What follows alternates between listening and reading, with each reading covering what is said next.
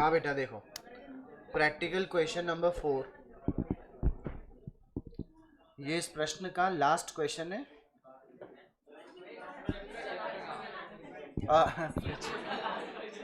Sorry यार, तुम meaning meaning समझो, भावनाओं को समझो मेरी। हाँ बोल बेटा। चौथा प्रश्न देखिए, फिजिकल, ये प्रश्न अपन दो तरीके से करेंगे। वो तरीका क्या है मैं आपको बता देता हूँ अभी। और जैसा कि आपको पता है, पढ़ाते टाइम समय आपको सिर्फ सारा ध्यान किस पर रखना है, मेरी बातों पे। अड़ोसी पड़ोसी बातें करें तो मेरे को बता देना, ठीक है। तुम बात मत करने लग जाना आपस में, मेरे को बता देना, लेकिन तुम्हारा ध्यान किधर होना चाहिए, प्रश्न पे। फिजिकल वेरिफिकेशन ऑफ स्टॉक, भौतिक सत्यापन जब किया गया स्टॉक का गोडाउन में जाकर, in a business was done on 23 June 2020। बेटा 23 जून 2020 को जब गोडाउन में रखे हुए इन्वेंट्री का भौतिक सत्यापन किया गया, the value of stock was ₹48 lakh. उस समय गोडाउन में रखे हुए स्टॉक का वैल्यू कितने रुपए का था, 48 लाख रुपए का था। The following transaction took place between 23 June to 30 June. 23 तारीख से लेकर 30 तारीख के बीच में लेन देन हुए। और लास्ट में गिवन है, determine the value of physical stock on 30 June 2020। क्या बोल रहे हैं? अच्छा, मुझे को क्या नहीं बोलना चाहिए था, फिजिकल नहीं। अगर फिजिकल बोल देता तो बड़ी दिक्कत हो जाती। यानी कि मुझसे ये गोडाउन में रखे हुए माल के बारे में नहीं पूछ रहा, वही जानना चाहते हैं। तुम तो बताओ, तुम्हारे पास जो ओनरशिप थी ना माल की, वो कितने रुपए की थी वो बताओ। ओनरशिप पूछ रहा है अपने से। कौन सी तारीख की पूछ रहा है, 30 जून। और जबकि अपने को सूचना कब की गिवन है, 23 तारीख। सीधा चलेंगे या उल्टा चलेंगे, सीधा। 23 से कहाँ जाना है, 30 तारीख। बेटा इस प्रश्न का मैं दो सॉल्यूशन लेकर आऊंगा। एक तो जो प्रश्न में मांगा है उसका सॉल्यूशन, और एक जो अपन अपनी तरफ से बनाएंगे कि यदि यही सूचना प्रश्न में हो और लास्ट में कह देता वैल्यू ऑफ फिजिकल, तो फिर क्या आंसर आया होता। करें अपन लोग शुरू। पहले तो बनाओ फॉर्मेट, लिखो practical question number 4।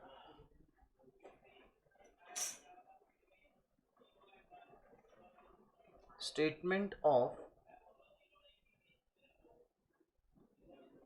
Calculation of value of stock on 30 June 2020।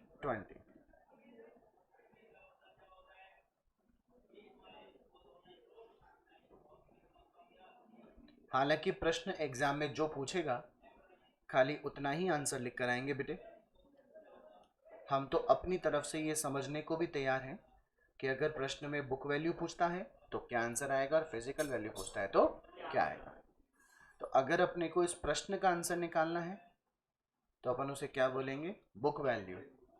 और अगर हम लोग हमारी तरफ से आंसर निकालें कि काश इस क्वेश्चन में क्या दिया होता, फिजिकल, तो फिर क्या आंसर आता।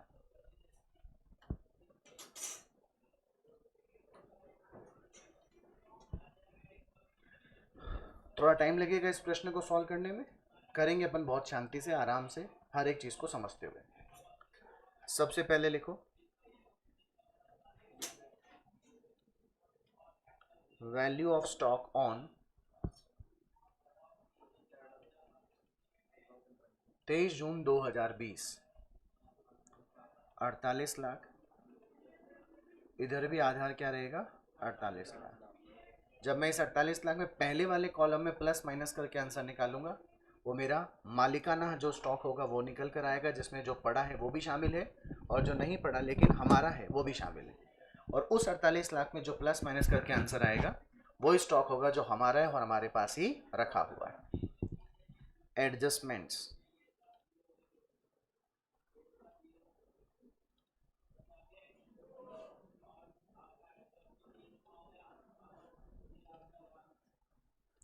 ट्रांजेक्शन बिटवीन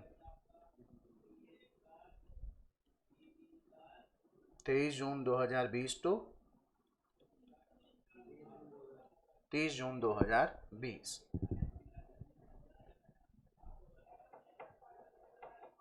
सीधा चलना है कि उल्टा चलना है? पॉइंट नंबर 1, प्रश्न पढ़िए क्या बोलता है। Out of the goods Saint on consignment, goods at cost worth ₹2,40,000 were unsold. Out of the goods Saint on consignment, जो माल हमने कंसाइनमेंट पे भेज रखा था उसमें से 2,40,000 रुपए का माल अभी भी बिना बिका हुआ शामिल। तुम कौन बन गए प्रश्न में? कंसाइनर। और तुम्हारा माल किसके पास पड़ा है? कंसाइनर। तो जो माल कंसाइनी के पास पड़ा है वो फिजिकली तुम्हारे पास तो उपलब्ध नहीं है, लेकिन तुम्हारा उस पर मालिकाना हक है कि नहीं? मैं तुमसे 2 प्रश्न पूछता, मैं कहा भाई स्टॉक का मूल्य बताओ, पहले तो ये बताओ जिस पर तुम्हारा हक है, और ये बताओ जो तुम्हारा है और तुम्हारे पास ही पड़ा है। तो कहेंगे कि 48 लाख तो गोदाम में पड़ा है और 2,40 का माल ऐसा है जो है तो हमारा लेकिन हमारे पास ना रहकर कंसाइनी के पास पड़ा है, तो हम दोनों के स्वामी हैं। तो आप मुझे 48 लाख प्लस 2,40,000 बताओगे ना? लेकिन मैं तुमसे कहूँ नहीं नहीं खाली इतना बताओ फिजिकल कितना है, तो कहोगे ये जो पड़ा है 48 लाख वही है। तो मैं मात्र 2,40,000 पहले वाले कॉलम में ही प्लस करके दिखाऊंगा ना। लिखो बेटा, goods Saint on consignment unsold, goods Saint on consignment unsold.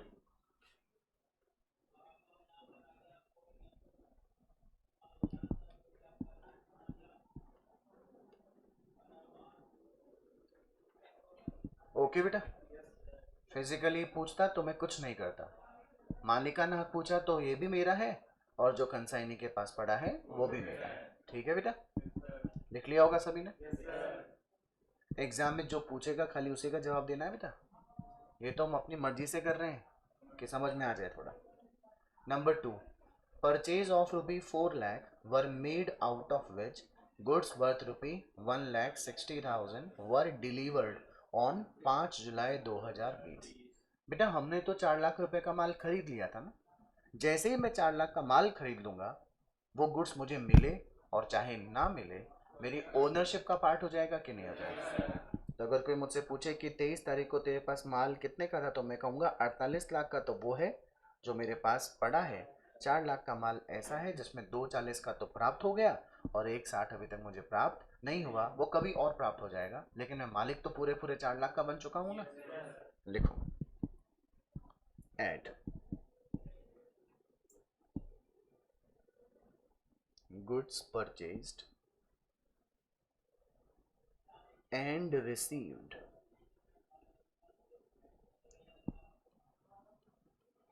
जो अपन ने 4 लाख का माल खरीदा है उसमें यदि 1,60,000 रुपए का माल रिसीव नहीं हुआ तो जो हमारा है और जो हमें प्राप्त हो गया है वो तो दोनों ही जगह प्लस होगा ना बेटा, मालिकाना हक भी आ गया और मुझे फिजिकल पोजीशन भी क्या हो गई उसकी, प्राप्त हो गई। अंडरस्टूड बेटा? लेकिन इसके अलावा जो 1,60,000 रुपए का माल ऐसा है क्योंकि अपन ने उसे क्या कर लिया है, खरीद लिया है,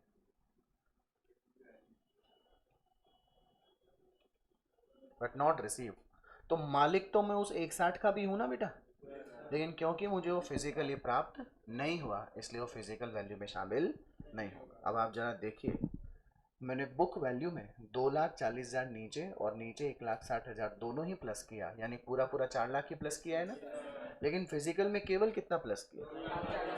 आ गई बेटे बात समझ? बहुत बढ़िया। अब आप तीसरा पॉइंट देखिए, तीसरा और चौथा पॉइंट सेल से संबंध रखता है, इसलिए सारा कंसंट्रेशन लगा दीजिएगा कि ये पॉइंट समझ में आ गया, समझो एक क्वेश्चन खत्म हो गया, बचे ही खाली तीसरा चौथा पॉइंट ही तो है। सेल्स थी 13,60,000 रुपए की, which includes good worth ₹3,20,000 Saint on approval. 13,60 में से 3,20,000 रुपए का माल का विक्रय उस आधार पर हुआ है जिसमें पहले माल दिया जाता है, बाद में कस्टमर स्वीकार करता है तो सेल्स मानते हैं, वरना माल स्वीकार नहीं माना जाता। ठीक है बेटा? Half of these goods were return, इसमें से आधी गुड्स क्या हो गई, 30 जून तक वापस आ गई, बाकी की अभी तक नहीं आई। और जब तक कस्टमर हाँ और ना नहीं कह देता उसे अपन विक्रय किया हुआ नहीं मानते। याद है ना, पढ़ा था ना चैप्टर अपन में। Goods are sold at cost plus 25%। बेटा लागत पर 25%, तो विक्रय पर कितना परसेंट होगा? 20%। ये अपने को शॉर्टकट आता है ना बेटा। हाउएवर, हालांकि गुड्स कॉस्टिंग ₹2,40,000, ऐसा माल जिसका लागत मूल्य कितना था? 2,40,000, had been sold for ₹1,20,000। Generally हम लागत पर 25% लाभ जोड़कर माल बेचते हैं, यानी कि जनरली हम विक्रय के 20% का प्रॉफिट कमाते हैं। लेकिन फिर भी कुछ कारण ऐसे हुए कि 2,40,000 रुपये के लागत मूल्य का माल कितने में बिक सका? 1,20,000। बेटा इसे नॉर्मल सेल्स बोले या एबनॉर्मल? बात समझ में आ गई? अब आपके पास माल बिका है, माल बिका मतलब माल गया होगा बेटे। माल जाने से स्टॉक का मूल्य कम हो जाता है ना, और सीधा चल रहे हैं तो जो माल गया है उसे माइनस ही करना पड़ेगा। ध्यान से देखना बेटा, आपके पास टोटल सेल्स कितने रुपए की हुई पहले देख लो, बाद में नोट करना। पहले देख लो बेटे, नोट करने का टाइम दूंगा पूरा मैं। टोटल सेल्स हो गई 13,60,000। बेटा ये सेल तीन प्रकार की सेल्स को शामिल कर रही है। पहली कौन सी सेल थी? Sale on approval.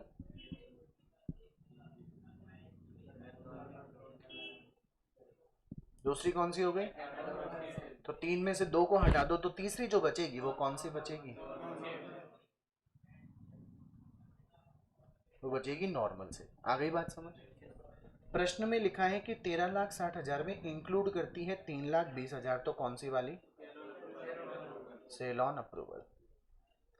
एक 2,40,000 की लागत का माल कितने बिका हुआ है? ओके बेटा, यूज करो कैलकुलेटर। 13,60,000 माइनस 3,20,000 माइनस 1,20,000,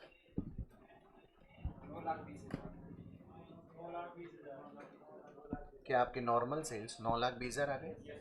बेटा ये सब कौन सी प्राइसेस थी? हमें तो क्या ज्ञात करनी होगी? लाभ की दर। लागत पे 25 है और मुझे मूल्य दिया हुआ है विक्रय। कन्वर्ट कर लो विक्रय, यूज करो कैलकुलेट। 3,20,000 का 20% 64,000 होता है बेटा।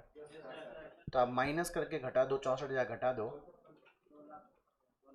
लागत मूल्य 2,56,000 आ जाएगा।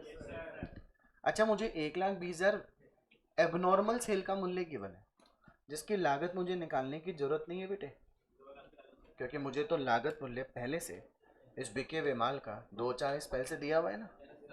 और 9,20,000 है नॉर्मल सेल, यानी मैंने इस पर 20% प्रॉफिट कमा रखा है। 9,20,000 का 20% घटा कर देखो, 1,84,000, 7,36,000। ओके बेटे, 12वीं की क्लास पढ़ ली, सीए फाउंडेशन में आ गए, तो कॉमन सेंस भी बढ़ गया होगा हमारा। मेरे को एक बार बताओ, तुम व्यापारी हो, तुम माल घाटे में बेचो और चाहे मुनाफे में बेचो, तुम्हारी सेल्स होगी कि नहीं होगी?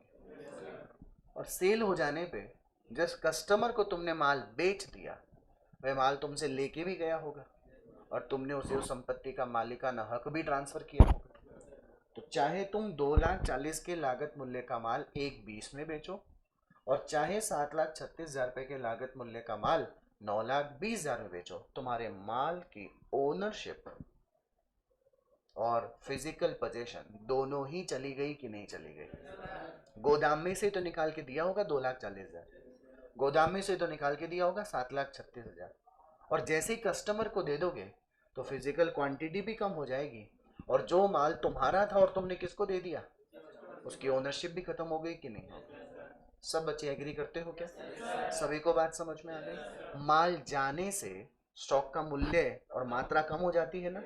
सीधा चल रहे हैं कि उल्टा चल रहे हैं? तो जो माल जा रहा है उसे माइनस करते हैं। अभी भी माइनस कर दें बेटा? शाबाश, लिखिए पहले तो less.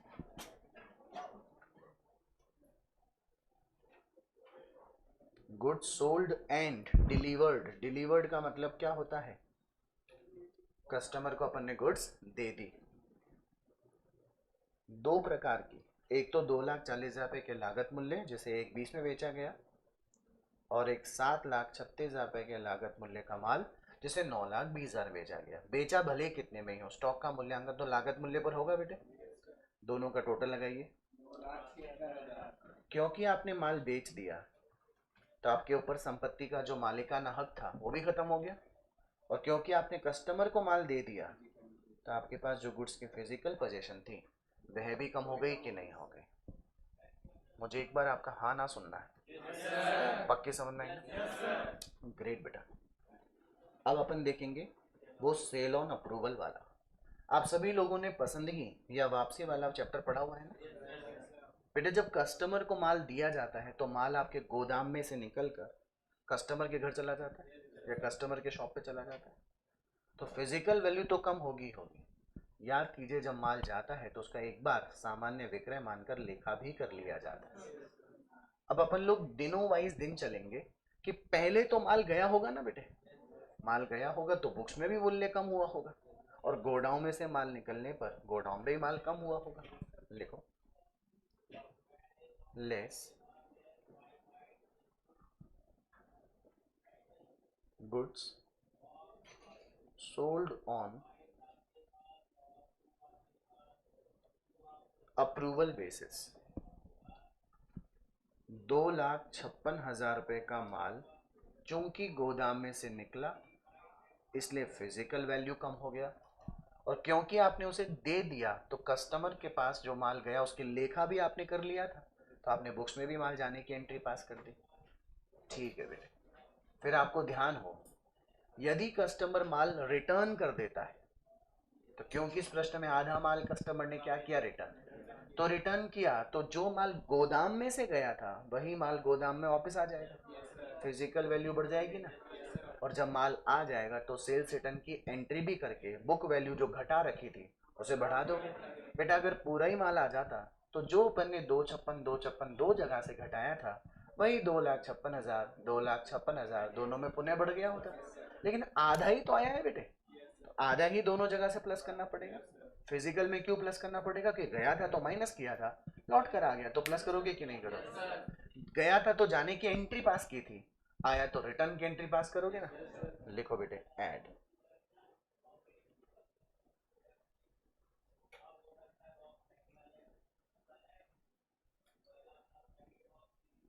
Good sold on approval basis returned by customer.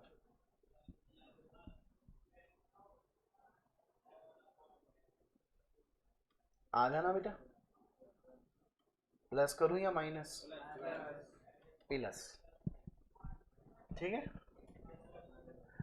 अच्छा बेटे, आधा माल, आधा माल अभी भी किसके पास पड़ा है? याद कीजिए, जो माल कस्टमर के पास पड़ा हो और जिसकी स्वीकृति कस्टमर ने अभी तक हमारे को नहीं दी। याद है बेटा अपन लोग inventory with customer on sale और रिटर्न अकाउंट की एंट्री पास करते थे। फिजिकली किसके पास पड़ा हुआ है? तो कोई हमसे पूछे कि 30 तारीख के दिन बता तेरा माल कितने का है, तो मैं कहूंगा ये जो दिख रहा है वो मेरा माल है। और बोले जो तेरा है टोटल बता जो तेरा है, मैं कहूंगा ये तो है ही, इसके अलावा 1,28,000 रुपए के लागत मूल्य का माल ऐसा भी है जो है तो मेरा लेकिन पड़ा किसके पास है। तो जो 1,28 का माल अब हमें जो एडजस्ट करना है, बताइए वो फिजिकल वैल्यू में प्लस होगा क्या? क्योंकि वो है तो हमारा लेकिन फिजिकली हमारे पास नहीं है। बात समझ में आई? लेकिन बुक वैल्यू पूछेंगे तो कहेंगे भले ही हमारे पास ना हो, है तो हमारा ही ना। आई बात समझ? अरे मैडम समझ आगे के बाद चलो। Inventory with on approval basis. बेटा केवल किस में ही प्लस कर रहा हूं? बुक वैल्यू में। किस में प्लस नहीं कर सकता? क्योंकि वो फिजिकली मेरे पास है ही नहीं। आई बात समझ?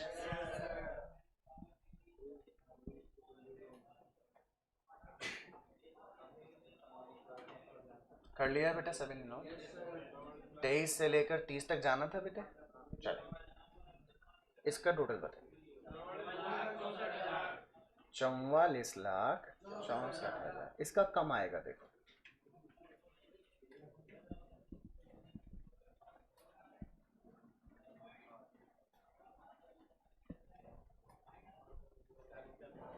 उनचालीस लाख 39,36,000।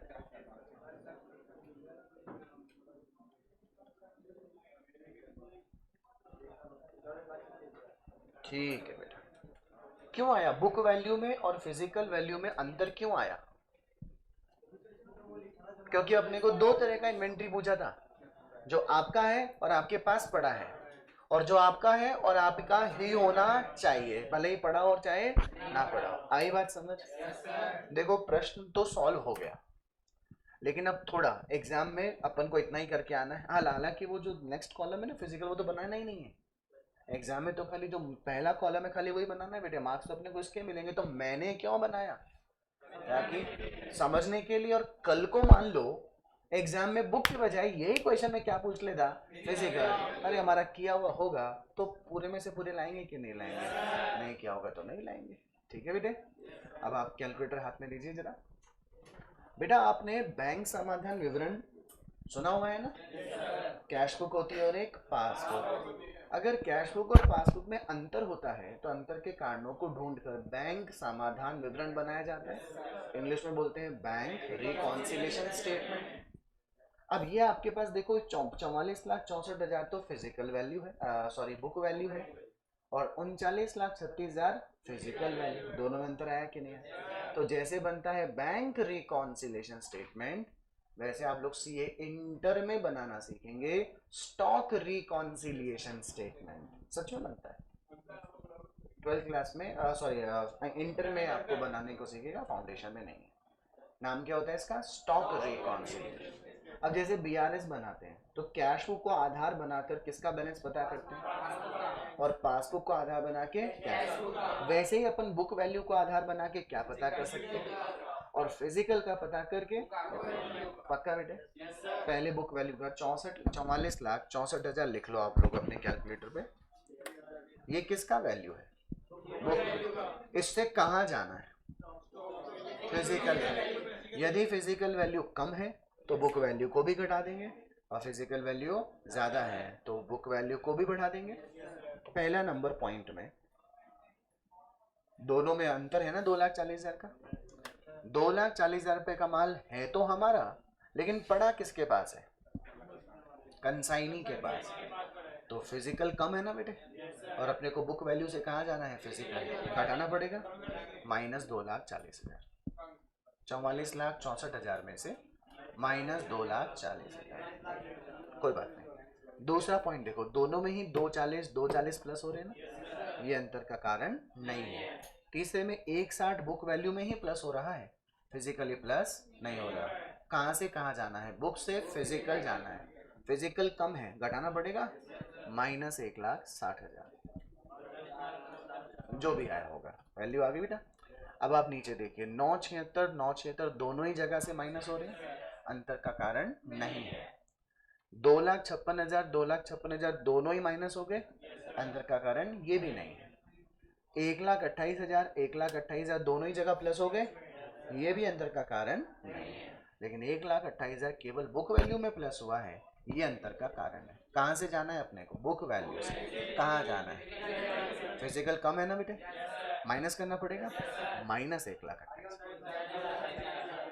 आ गया? और यही कहानी उल्टी किए होते तो 39,36,000 में जो आइटम अभी माइनस किए थे प्लस, अरे कैश बुक से पासबुक, पासबुक से कैश बुक, फिजिकल से बुक, बुक से फिजिकल।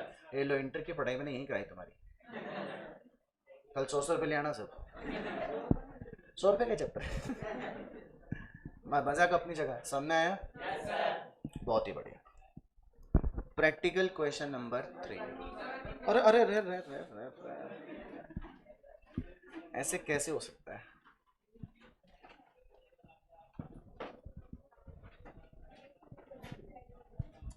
ये जो मैंने राइट के निशान लगा रहे हैं मत लगा देना। बोले सर टीप रहे थे, आपने राइट का निशान लगा रखा था, हमने भी राइट का निशान लगा दिया।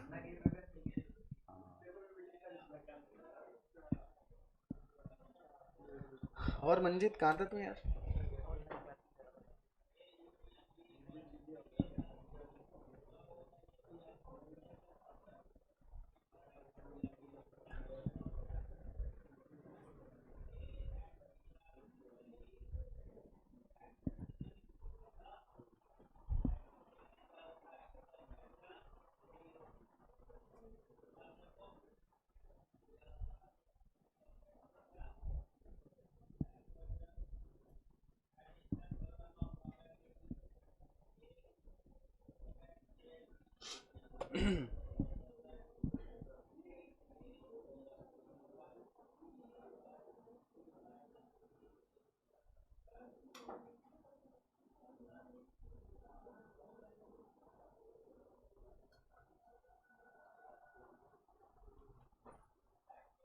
हाँ बेटा, कर लिया नोट? अरे करो करो।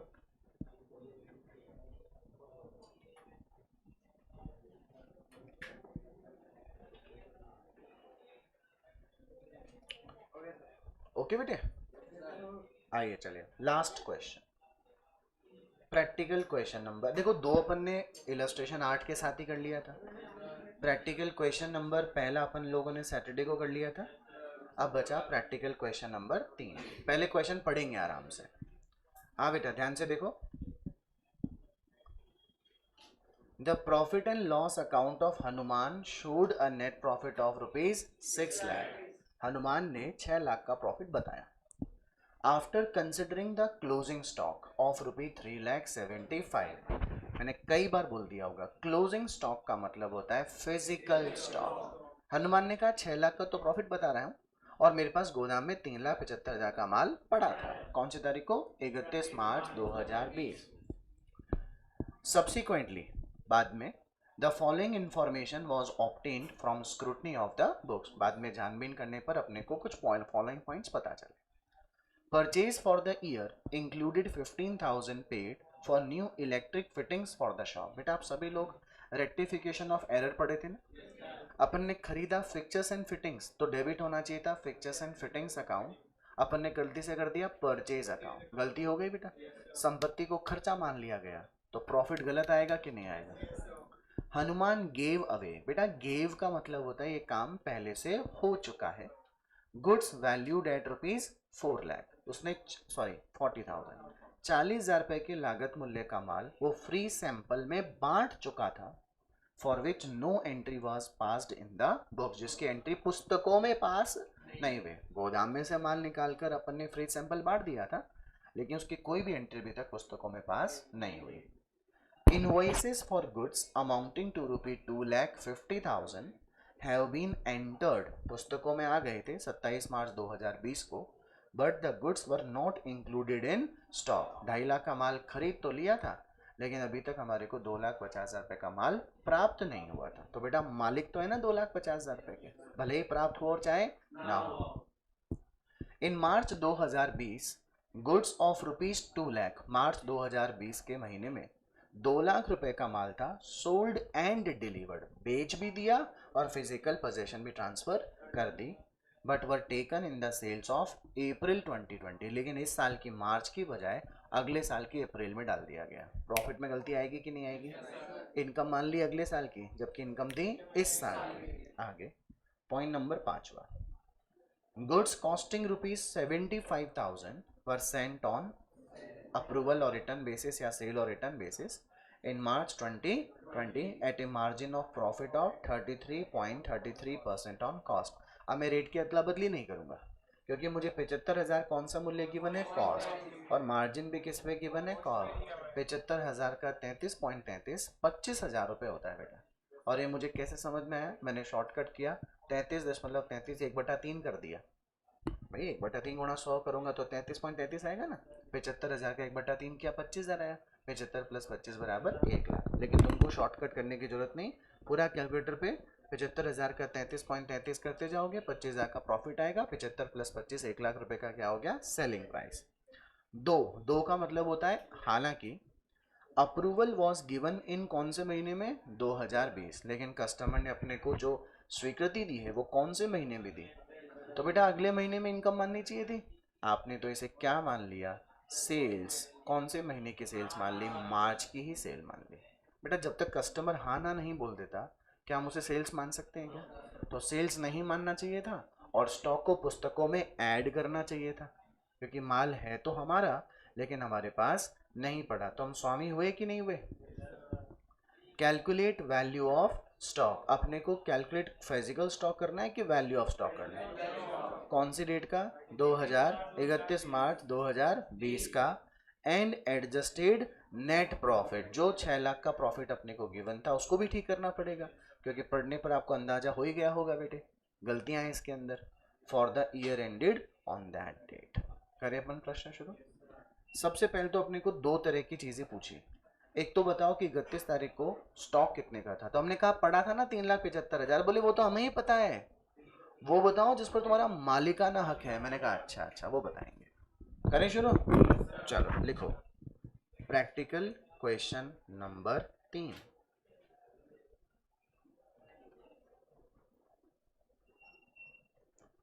Statement of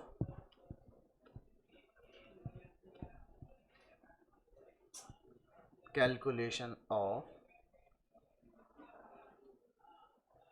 value of stock on 31 March 2020।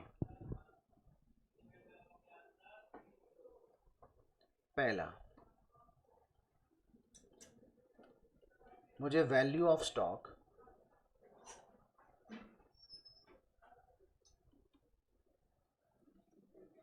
On 31 मार्च 2020 दिया हुआ है ना? ये कौन सा स्टॉक था? क्योंकि क्लोजिंग स्टॉक का मीनिंग होता ही क्या है? फिजिकल, जो माल गोदाम में पड़ा है। बेटे अगर आप लोग फुल ऑफ कॉन्सेंट्रेट करेंगे तो आपको क्वेश्चन मज़ा भी आएगा सॉल्व करने में और आपको समझ में भी आएगा। और इसके लिए मेरे को आपसे 3 कैलकुलेटर की जरूरत पड़ेगी। 3, 1, 2, एक वाइट कलर का है किसी के पास? देना, वाइट वाला देना। थोड़ा वाइट मैं स्पेसिफिकली दिखाना चाहूँगा, ठीक है? हाँ बेटे, ये मेरा गुड्स है बेटे, मैं इनमें डीलिंग करता हूँ, ठीक है बेटा? किसके पास कितने कैलकुलेटर है? 3। बोले गिनती करेंगे, 1, 2, 3, ठीक है बेटा?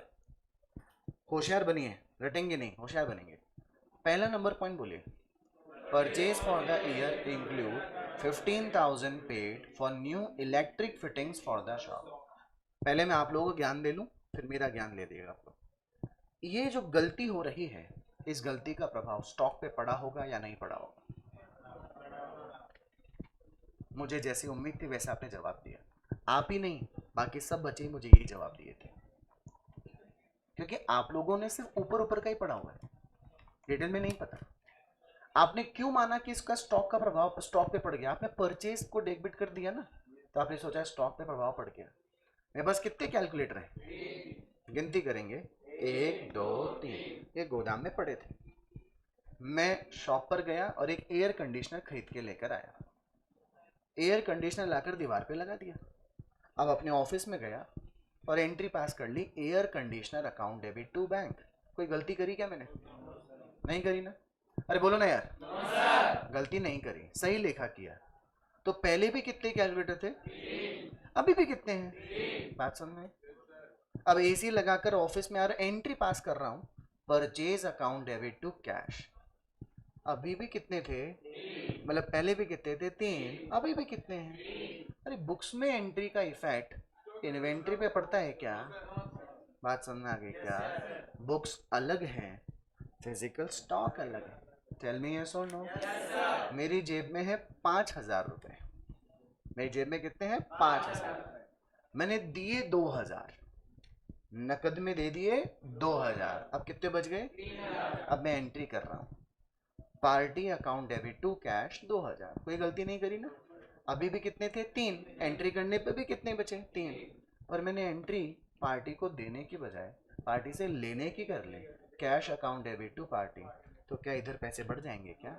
अरे गलती का प्रभाव बुक्स में पड़ा है, नकद पे थोड़ी पड़ा है साहब। बात समझ में?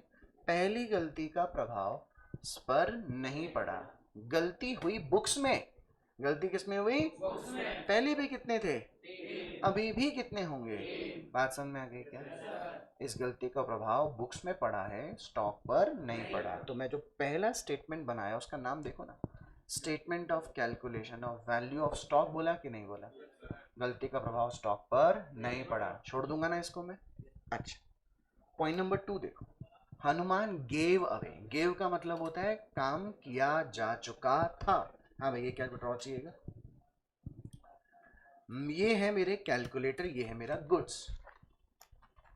31 मार्च आते आते हनुमान ने ये कैलकुलेटर निकाला और फ्री सैंपल में बांट दिया। एक ही बटेगा बेटा, फ्री सैंपल में बांट दिया। पहले कितने थे, अब कितने हैं? मैं ऑफिस में आया, एंट्री पास कर ली, advertisement account debit to purchases. पहले भी कितने थे, एक दे दिया, कितने बचे? एंट्री करने के बाद भी कितने बचे? बात समझ में आ गई? कैलकुलेटर वापस दे भैया। मैंने ये कैलकुलेटर क्या कर दिया, फ्री सैंपल में बांट दिया, पकड़ वापस। और घर पे आके, ऑफिस में आके एंट्री पास, पहले भी कितने थे, 3। एंट्री पास करूं तो भी 3, नहीं करूं तो भी 3। क्या इस गलती का प्रभाव स्टॉक पे पड़ा? क्या बुक्स में पड़ा? तुमने एंट्री नहीं पास करी तो बुक्स में हुई गलती का प्रभाव स्टॉक पे नहीं पड़ता। बात समझ में आ गई? स्टेटमेंट का नाम बोलो फटाफट। Statement of value of stock. प्रभाव ही नहीं पड़ा स्टॉक पे तो कैसे काम चलाएंगे? आई बात समझ? अब पॉइंट नंबर 3 देखो। हाँ बेटा इधर आ, वहां खड़ा हो जाए। हाँ, नाम बोलो तुम्हारा। Nikhil the supplier. निखिल कौन है? ये सप्लायर। कैलकुलेटर दो इसको। लो निखिल, अरे मेरे को देना। निखिल नाम पे कैलकुलेटर लीजिए, वहां खड़ा हो जाओ, वहां उधर उधर। मैं जो बोलूँ उसका जवाब हाँ ना में देना। निखिल मुझे वो कैलकुलेटर बेचेगा? बोल हाँ। मैं बोला ले पकड़ 2.5 लाख रुपए और वो कैलकुलेटर मुझे दे दे। इसने बोला अरे माहौल नहीं बिगड़ने दो, माहौल मत बिगड़ो, समझो समझो मैं क्या बोलना चाह रहा हूँ। अब तक दोनों पॉइंट समझ में आए ना? साला तीसरा भी आएगा, देखना अभी। 2,50,000 का कैलकुलेटर है, मैं कहा ला मुझे दे दे। निखिल ने बोला रुको सर, अब ये प्रोसेसिंग में है, अब ये ठीक हो ना, बाकी है। मैंने कहा ठीक है किसी और को मत देना, ये पकड़ 2.5 लाख रुपए, पकड़ भाई, ये 2.5 लाख पकड़। मैंने कैलकुलेटर खरीद लिया कि नहीं खरीद लिया? लेकिन वो कैलकुलेटर अभी तक मेरे पास नहीं है। मेरे पास कितने थे, अभी भी कितने हैं? लेकिन कोई मुझसे पूछे कि तुम्हारे पास स्टॉक कितने का है तो मैं पूछूंगा बताओ कौन सा बताऊं? फिजिकल, फिजिकल कितना? 3। ना मालिकाना। मैंने कहा ये भी मेरा है, वो भी मेरा है। टेल मी यस और नो। बात समझ में आ गई? बेटा पर ही रहना। अभी अपने से प्रश्न में क्या पूछा था? Value of stock. ये भी मेरा है, वो भी मेरा है। अंडरस्टूड ना? तो बाद में लिखना, लिखो भाई, एड गुड्स परचेज्ड। निखिल बेटा लिख लेना बाद में ना, goods purchase but not received till 31 मार्च 2020। कितने रुपए का? 2,50,000। आ गई बेटे बात समझ? Okay, goods purchase but not received till 31 March 2020। Okay बेटा। पॉइंट नंबर 4 इधर ये खड़ा रहे मेरे पास। कितने कैलकुलेटर थे मेरे पास? 4। पॉइंट नंबर 4 पढ़ो। In March 2020 goods of rupees 2 lakh, इधर देखो, goods of rupees 2 lakh sold and delivered. Sold and delivered, माल का स्वामित्व भी चला गया और फिजिकल पोजीशन भी चली गई ना। Were taken in the sale of April. अरे भाई गलती कौन से में करी? बुक्स में करी तुमने। मेरे पास माल बेचने के बाद कितने ही बचे थे? 3। एंट्री सही सही करता तो भी कितने बचते? गलत किया तो भी कितने बचे? इन्वेंट्री पर इसका प्रभाव जो पड़ना चाहिए था देने पर पड़ चुका था ना बेटे। गलती कहाँ हुई है? बुक्स में। कहाँ नहीं हुई? स्टॉक पे नहीं हुई। बात समझ में आ गई क्या? मेरा पॉइंट नंबर 4 का कोई लेना देना इस सॉल्यूशन से नहीं है। आई बात समझ? लेकिन अब 5वां पॉइंट। हाँ बेटा ये दे। कितने हैं मेरे पास? 4। बोलो सर एक कैलकुलेटर चाहिए, बोलो। सर एक कैलकुलेटर। मैंने कहा जी ये तो है 75,000 का, ये 80,000 का, ये 90 का। बोले सर ये 75,000 वाला दे दो। 75,000 वाला दे दो। बोलो सर लेकिन इसको मैं चला के देखूंगा। चला के देखो। मैंने कहा जाओ चला के देख लो, पसंद आ जाए तो रख लेना, वरना मेरा कैलकुलेटर मुझे वापस दे देना। पहले कितने थे? 4, मैंने एक दे दिया, अब कितने बचे? गुड्स सेंट ऑन अप्रूवल और रिटर्न बेसिस के बाद कितना बचा? पक्का? 31 मार्च तक ना इसने मुझे हाँ बोला और ना ही मुझे इसने ना बोला, मैं इसे सेल्स मानूंगा क्या? जब सेल्स ही नहीं मानूंगा तो जो मेरी बैलेंस शीट बनाऊंगा तो मेरे से पूछो sir what is your stock, बोलो। मैं कहा कौन सा बताऊं? बोलो बुक वैल्यू बताओ। तो मैंने कहा ये जो है ये मेरा है और मेरे पास है, और एक कैलकुलेटर ऐसा है जो है मेरा लेकिन कस्टमर के पास है। बात समझ में आई क्या? तो मेरे को बुक वैल्यू पूछिए कि फिजिकल? ये तो फिजिकल प्लस वो भी आएगा कि नहीं आएगा? और अब याद करो एंट्री। थैंक यू बेटा महाराज। बताओ, मैंने आपको एंट्री बताई थी ना, inventory with customer on sale और रिटर्न क्लोजिंग स्टॉक में ऐड होता है कि नहीं होता है? लिख लो बेटे, add.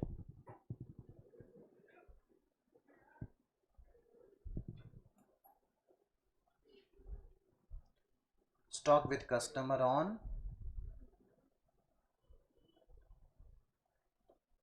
Cell on approval basis, और स्टॉक का मूल्य लागत मूल्य पे होता है ना बेटे, इसलिए मैंने 1,00,000 रुपए विक्रय मूल्य का कोई भी संबंध यहाँ पे नहीं रखा। टोटल बताओ देखें, 7,00,000 आ गया शायद। अपने से मांगा क्या था क्वेश्चन में? वैल्यू, और गिवन अपने को क्या थी? Physical value, value of stock. कौन सी तारीख को? 31 मार्च 2020। आ गई बात समझ?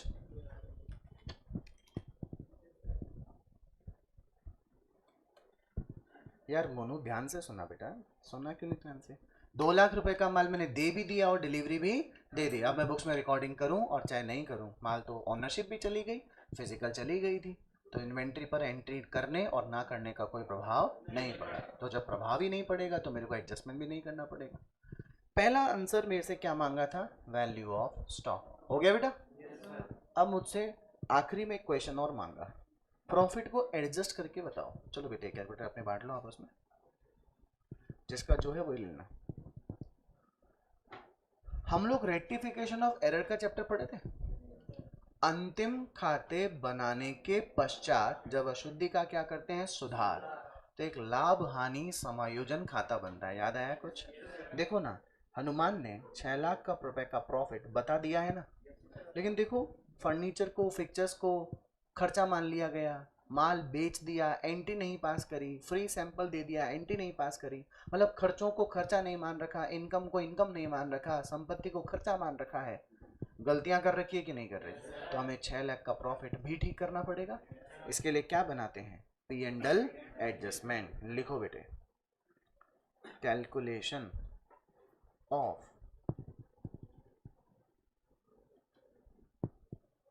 Adjusted net profit. इसके लिए अपन कौन सा खाता बनाएंगे?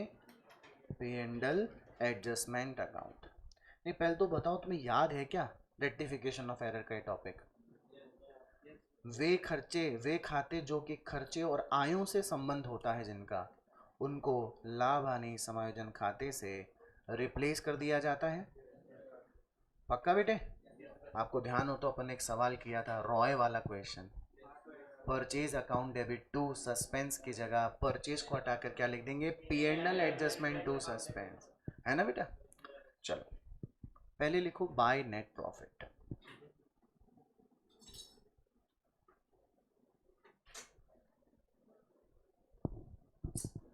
बाय नेट प्रॉफिट कितने रुपए का है?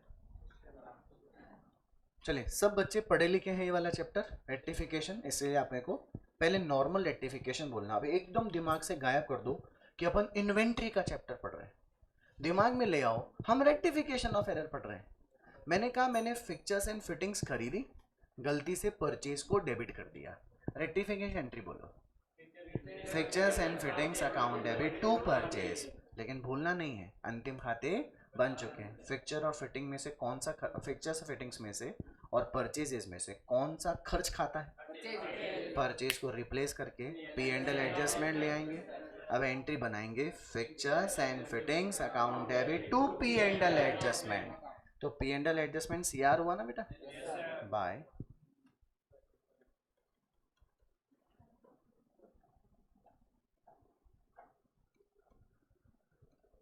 Fixtures and fittings. कितना रुपए? 15,000। ओके बेटे। अच्छा, अब मैं तुम्हें एक छोटा सा जर्नल एंट्री का एग्जांपल दूंगा। तुम 11वीं कक्षा में पढ़ रहे होगे, मैंने तुमको 11वीं क्लास की बेसिक एंट्री समझा दी। मैंने कहा बेटा माल को फ्री सैंपल में बांटा, एडवर्टीजमेंट के लिए बांटा, माल बांटा। एंट्री क्या होती है? Advertisement account debit to purchase. मैंने कहा ये एंट्री मैंने नहीं पास करी, तो क्या बोलोगे आप कर दो सर। मैं कहा कैसे करूं, अंतिम खाते तो मैं बना चुका। आपने कहा जो खर्च खाते हैं उनको किससे रिप्लेस कर दो? तो एडवर्टीजमेंट की जगह भी क्या आ जाएगा? पी एंड एल एडजस्ट, और परचेज की जगह भी क्या आ जाएगा? तो P and L adjustment he debit होगा और P and L adjustment he profit, तो कोई प्रभाव ही नहीं पड़ेगा। लेकिन अपन तो स्टूडेंट है ना बेटा, अपने को तो हर चीज का प्रभाव दिखाना पड़ेगा। तो एक बार तो अपने को पी एंड एल एडजस्टमेंट के डेबिट में 40,000 दिखाने पड़ेंगे और एक बार क्रेडिट में। दिखाओ जैसे मैं कर रहा हूँ, 40,000 डेबिट में दिखा दो और 40,000 ही क्रेडिट में दिखा दो। लेकिन अब अपने को टू और बाय में लिखना भी तो पड़ेगा। तो आपने एंट्री क्या बोली थी? Advertisement account debit to purchase. इस एडवर्टीजमेंट की जगह पी एंड एल एडजस्टमेंट को क्या कर रहे थे? डेबिट, और इस परचेज की जगह एडजस्टमेंट को क्या कर रहे थे? क्रेडिट। तो जो क्रेडिट किया वो किसके स्थान पे किया? तो उसका कारण बता दो। नहीं नहीं, इसका कारण बताएगा ना। क्रेडिट वाले का कारण तो परचेज था और डेबिट वाले का कारण क्या था? आई क्या बात समझ? हम लोग स्टूडेंट है बेटे, अपने को तो हर चीज बतानी पड़ेगी ना। ऐसा थोड़ी मान लेंगे मन में, अरे ये तो डेबिट हुआ, ये तो क्रेडिट हुआ, आएगा ही नहीं। आईसीआई को तुम्हारे मन की आवाज नहीं पहुंच सकती, तुमको लिख के आना पड़ेगा कॉपी में। बात समझ में आई? नंबर तीसरा, बेटा अपन ने 2.5 लाख रुपए का माल खरीद तो लिया, लेकिन अभी तक अपने को प्राप्त, याद है अपन एक क्लोजिंग स्टॉक में inventory with customer on sale और return account debit to trading की एंट्री करते थे।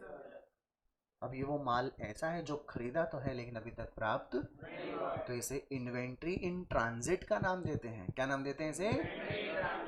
माल खरीदा लेकिन प्राप्त नहीं हुआ। एंट्री बनाएंगे inventory in transit account debit to trading account. Follow फिर से। अब इन्वेंट्री इन ट्रांजिट तो संपत्ति हुई और ट्रेडिंग अकाउंट तो पिछले साल का अंतिम खाते का भाग था। तो इस ट्रेडिंग की जगह क्या लेकर आएंगे? P and L adjustment. क्या लाएंगे? P and L adjustment. लिखो बाय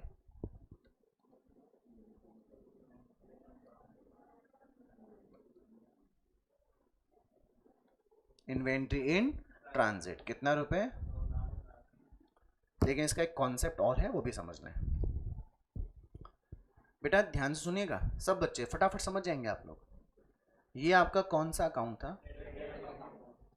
मान लीजिए मैंने साल भर में एक बार ही माल खरीदा है, कितने रुपए का, और वो मुझे प्राप्त भी हो गया, और मैंने वो माल बेचा ही नहीं है साल भर में। तो जितना मैंने खरीदा उतना ही मेरा कितने का होगा? क्या कोई प्रॉफिट लॉस आएगा क्या? ये खरीदा है, बेचा तो है ही नहीं, तो प्रॉफिट लॉस आएगा ही नहीं। लेकिन अब मैं कह रहा हूं कि मैंने माल तो खरीद लिया है, कितने रुपए का, लेकिन यार मुझे अभी तक प्राप्त नहीं हुआ, तो मेरा क्लोजिंग स्टॉक तो क्या आ गया? बेटा आप डेबिट देखो कितना, और क्रेडिट देखो, लॉस आ गया। अरे माल बेचा नहीं, उसके बदले लॉस आ गया। क्या क्या वास्तव में लॉस है? ये लॉस नहीं है ना, लेकिन बुक्स तो लॉस ही दिखा रही है ना। ये लॉस थोड़ी है मेरा, इसलिए मुझे एक एडजस्टमेंट एंट्री पास करनी चाहिए ना। Inventory in transit account debit to trading. जैसे ही मैं inventory in transit account debit to trading कर दूंगा तो क्लोजिंग स्टॉक जीरो में 2.5 लाख प्लस हो जाएगा, क्रेडिट में 250 आएगा कि नहीं आएगा? अब देखो डेबिट में भी कितना, 250, क्रेडिट में भी कितना, नो प्रॉफिट नो लॉस हो गया कि नहीं हो गया? क्या आपको रीजन समझ में आ गया बेटा कि अपन ने इन्वेंट्री इन ट्रांजिट क्रेडिट क्यों किया? अंडरस्टूड? क्योंकि क्लोजिंग स्टॉक तो अपने पास था ही नहीं, लेकिन मालिक तो हम है ना बेटे। नाउ चौथा पॉइंट, 2 लाख रुपए का माल अपन ने बेचा था, किसको बेचा था? कस्टमर को। भूल जाओ अप्रैल में करी कि मई में करी, भूल जाओ, अपन तो मार्च में नहीं करी। तो मार्च में एंट्री करते तो क्या करते? Customer account debit to sales करते ना। अरे नहीं करी, अब कर दो customer account debit to sales, लेकिन सेल्स की जगह पर क्या आएगा? P and L adjustment. बात समझ में आई? लिखो बाय कस्टमर।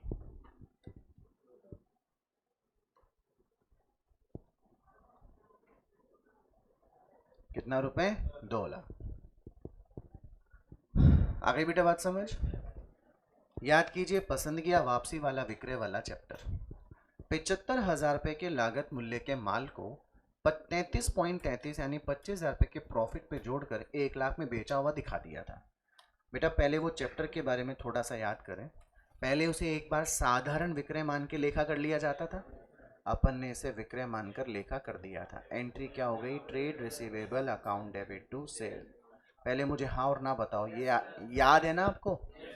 लेकिन जब अंतिम खाते बनाए जाने तक कस्टमर से कोई स्वीकृति प्राप्त ना हो तो रूढ़िवादिता की अवधारणा के अनुसार इसे विक्रय ना मानते हुए एक तो कैंसिलेशन की एंट्री और एक एडजस्टमेंट की एंट्री, 2 एंट्री करते थे। तो एक एंट्री करनी चाहिए थी क्या? Sales account debit to trade receivable, क्योंकि सेल्स को रिकॉर्ड ही कितने से किया था, तो कैंसिल भी किससे करेंगे? 1 लाख। और एक एंट्री क्या करनी पड़ेगी? Inventory with customer account debit to trading account. याद आया? ये कौन से मूल्य पर? लागत मूल्य 75,000 पे। अब याद कीजिए अंतिम खाते क्या हो चुके हैं? सेल्स की जगह क्या लाएंगे? P and L adjustment. Trading last year का था, उसकी जगह क्या लाएंगे? P and L adjustment. पहले एंट्री बोलो, P and L adjustment account debit to trade. मैंने कुछ ही नहीं किया, मैंने सेल्स टू ट्रेड रिसीवेबल की बजाय सेल्स को हटाया, P and L adjustment to trade receivable लिख दिया। टेल मी यस और no. P and L adjustment debit हुआ बेटा, क्या लिख दें? To trade receivable. कितना रुपए? 1 लाख। और ये कैसे आया 1 लाख? 75,000 प्लस 33.33%।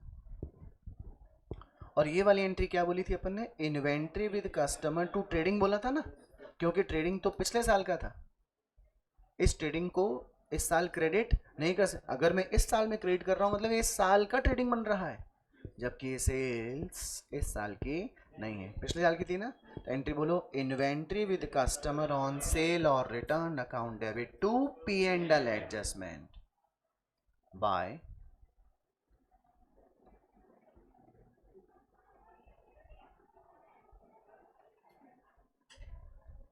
कितना रुपए? 75,000। अच्छा अब एक चीज नोटिस किया आपने, मैंने 75,000 तो क्रेडिट किया और 1 लाख रुपए को डेबिट किया, यानी मैंने पी एंड एल एडजस्टमेंट को नेट में 25,000 रुपये से कम किया ना, लाभ कम किया ना। अरे होना भी तो चाहिए था।